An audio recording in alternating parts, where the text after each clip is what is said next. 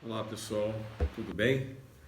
Hoje vamos para mais um vídeo com a 10ª lei de Deus, que é a lei da justiça, do amor e da caridade. É uma lei que vai reunir todos os pontos importantes, como se fosse um resumo de todas as leis de Deus. Vamos começar com justiça e direitos naturais. O sentimento de justiça é natural, de tal forma que todos se revoltam com o pensamento de uma injustiça. Sem dúvida, o progresso moral desenvolve esse sentimento de justiça. Deus pôs o sentimento de justiça no coração do homem. Eis porque se encontram muitas vezes, entre os homens simples e primitivos, noções mais exatas de justiça do que entre pessoas de muito conhecimento e saber. A justiça consiste no respeito aos direitos de cada um. O que determina esses direitos são duas coisas: a lei humana e a lei natural. Os homens têm criado leis no decorrer dos anos pertinentes aos seus costumes e ao seu caráter, estabelecendo direitos que podem variar com o progresso daquela sociedade.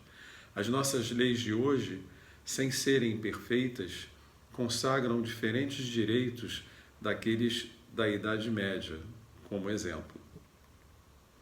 Esses direitos superados, que nos parecem até monstruosos, pareciam justos e naturais à época da Idade Média. Para a sociedade da época era uma coisa natural, normal. Portanto, o direito estabelecido pelos homens nem sempre é conforme à justiça.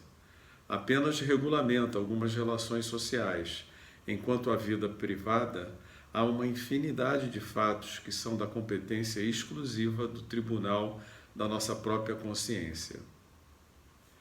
Fora do direito consagrado pelas leis humanas, temos o que o Cristo nos disse: querer para os outros o que queremos para nós mesmos. Deus pôs no coração do homem a regra de toda a verdadeira justiça, pelo desejo que cada um tem de ver respeitados os seus próprios direitos. Na incerteza do que deve fazer ao seu semelhante, em dada circunstância, o homem se pergunta como gostaria que agissem com ele mesmo. Deus não lhe poderia dar guia mais seguro que a sua própria consciência. O critério da verdadeira justiça é, com efeito, o de se querer para os outros aquilo que se quer para si mesmo. Desde todas as épocas e em todas as crenças, o homem procurou sempre fazer prevalecer o seu direito pessoal. O sublime, ou o melhor da religião cristã, foi tomar o direito pessoal por base do direito do próximo. Isso foi uma grande coisa da Igreja Católica. A necessidade de viver em sociedade acarreta para o homem obrigações particulares. A primeira de todas é a de respeitar os direitos de seus semelhantes. Aquele que respeitar esses direitos será sempre justo. Aqui na Terra, atualmente, em que tantos homens não praticam a lei de justiça, cada um usa de represálias para com os outros. E é isso que provoca a perturbação e a confusão na sociedade. A vida social dá os direitos e impõe mútuos deveres. Os direitos naturais são os mesmos para todos os homens, desde o menor até o maior. Deus não fez uns melhores que outros e todos são iguais perante a Deus. Os direitos que o homem estabelece se modificam com suas instituições. Além disso, cada homem sente a sua força ou a sua própria fraqueza e saberá ter sempre uma espécie de deferência por aquele homem que o merecer por suas virtudes e sabedoria. A subordinação não está comprometida quando a autoridade for conferida à sabedoria. O primeiro de todos os direitos naturais do homem é o direito de viver. É por isso que ninguém tem o direito de atentar contra a vida de seus semelhantes, nem de fazer algo que possa comprometer a sua existência corporal. O direito de viver confere ao homem o direito de economizar, poupar, o que precisa para viver e repousar também, quando não puder mais trabalhar. Porém, deve fazê-lo em comum, como a abelha nos ensina, mediante trabalho honesto, e não acumular desesperadamente como um egoísta. Certos animais nos dão o exemplo dessa prudência.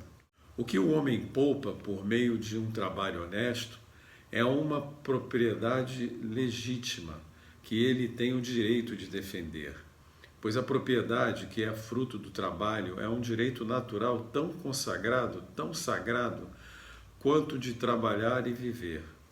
O desejo de possuir é um desejo natural do homem. No entanto, quando o homem só deseja para si e para a sua satisfação pessoal, passa a ser egoísmo. Existem homens insaciáveis que acumulam sem proveito para ninguém, ou somente para satisfazer as suas paixões. Esse procedimento não é bem visto por Deus. O homem que poupa por meio do seu trabalho, tendo em vista ajudar os seus semelhantes, pratica a lei do amor e caridade, e seu trabalho é abençoado por Deus. A propriedade legítima é aquela que é adquirida sem prejuízo de outrem. A lei de amor e de justiça proíbe fazer ao outro o que não queremos que nos seja feito. Condena por esse mesmo princípio todo meio de ganho que seja contrário à lei de amor e de justiça. Tudo que é adquirido legitimamente é uma propriedade, como já o dissemos, mas a legislação dos homens, sendo imperfeita, consagra frequentemente direitos convencionais que a justiça natural reprova. É por isso que modificamos nossas leis, à medida que o progresso se realiza e compreendemos melhor a justiça. O que parece perfeito num século parecerá barbárie no século seguinte, como já ouvimos isso acontecer. O verdadeiro sentido da palavra caridade, tal qual a entende Jesus, é benevolência para com todos, indulgência para com as imperfeições alheias e perdão às ofensas. Benevolência significa ser uma pessoa boa. Indulgência significa não apontar ou julgar o defeito dos outros, os erros, né, do próximo. E perdão também significa ter paciência para com as outras pessoas. O amor e a caridade são complementos da lei de justiça, porque amar ao próximo é fazer-lhe todo o bem possível e que desejaríamos nos fosse feito. Este é o sentido das palavras de Jesus: amai-vos uns aos outros como irmãos. A caridade, segundo Jesus, não está restrita à esmola. Abrange todas as relações que temos com os nossos semelhantes, quer sejam inferiores, iguais ou superiores a nós. A caridade nos determina a sermos indulgentes, porque temos necessidade da indulgência, e proíbe-nos humilhar o próximo, contrariamente ao que geralmente se pratica na sociedade. Geralmente, se uma pessoa rica nos é apresentada, temos para com ela excessos de consideração. Se ela é pobre, parece que não devemos nos incomodar com ela. Entretanto, quanto mais sua posição é lastimável, mais devemos evitar qualquer ato de menosprezo. O homem verdadeiramente bom procura elevar um inferior aos seus próprios olhos, diminuindo a distância que existe entre ambos. Jesus disse também: amai aos vossos inimigos. Sem dúvida, não se pode ter para com os inimigos um amor terno e apaixonado. Não foi isso que Jesus quis dizer. Amar os inimigos é perdoá-los e pagar-lhes o mal com o bem, retribuir o mal com o bem. É assim que nos tornamos superiores. Pela prática da vingança, nos colocamos abaixo dos nossos inimigos. Sobre a esmola.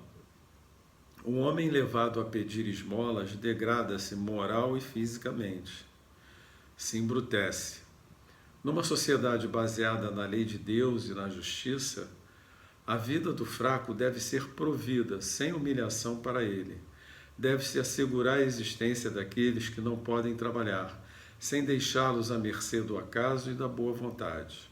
A esmola não é condenável, mas quase sempre a maneira como ela é concedida que é condenável.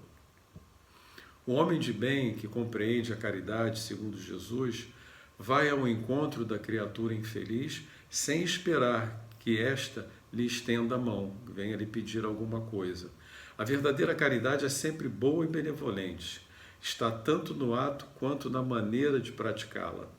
Um serviço prestado com delicadeza tem duplo valor. Se o for com altivez, a necessidade pode fazer ser aceito, porém o coração pouco será tocado.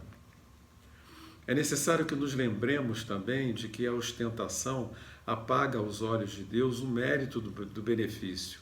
Jesus disse que a vossa mão esquerda ignore o que faz a direita. Dessa forma, ele nos ensina a não macular a caridade pelo orgulho. É necessário distinguir a esmola, propriamente dita, da beneficência.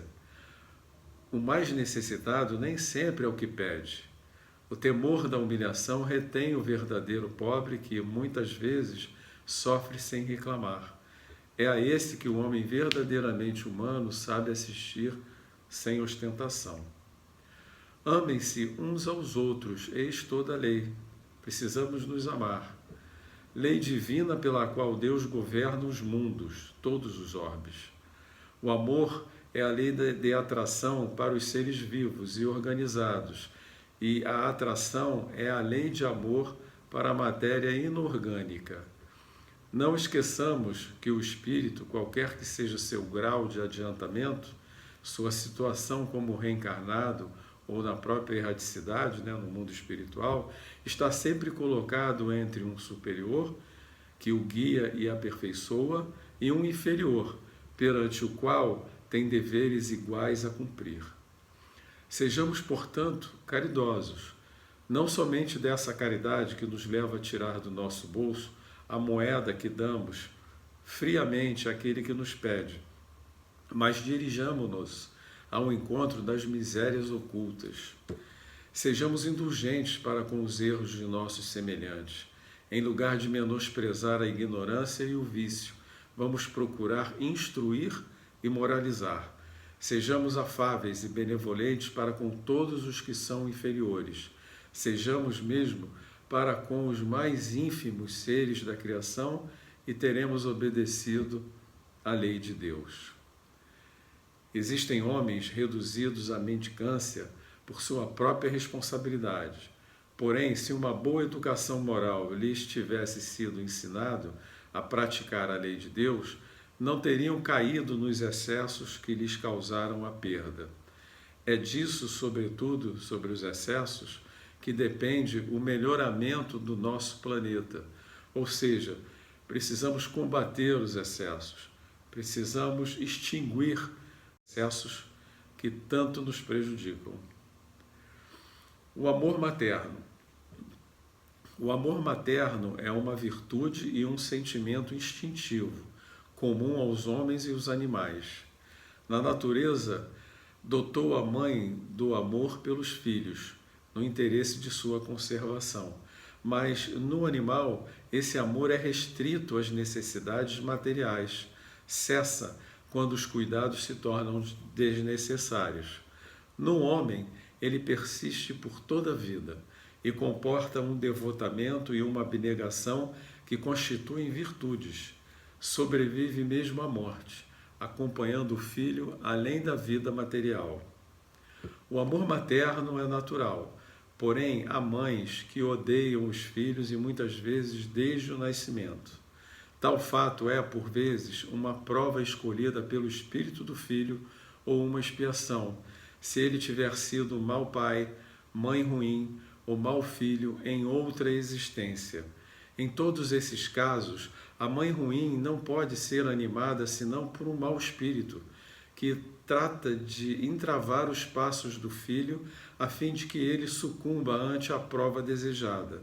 Contudo, essa violação das leis naturais não ficará impune e o espírito do filho será recompensado pelos obstáculos que houver superado. Filhos difíceis. Quando os pais têm filhos difíceis, que lhe causam desgostos, trata-se de um encargo que foi confiado aos pais e sua missão é fazer todos os esforços para conduzir o filho ou filhos ao bem. De outra forma, essa responsabilidade é frequentemente a consequência dos maus costumes que os deixaram seguir desde o berço. Colhem, então, o que semearam. Queria te agradecer mais uma vez por estar aqui comigo, para que possamos juntos divulgar a doutrina espírita.